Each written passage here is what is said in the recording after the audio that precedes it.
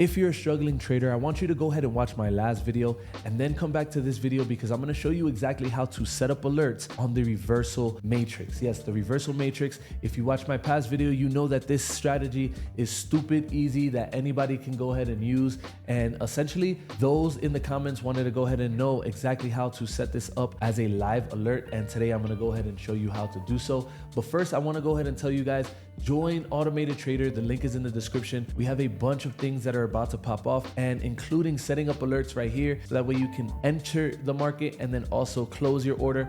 So my strategy works with the basic indicator and it's very, very simple to set up. So stay tuned for future videos because I have a bunch coming on Automated Trader, including, okay guys, this is going to be the new version of Automated Trader.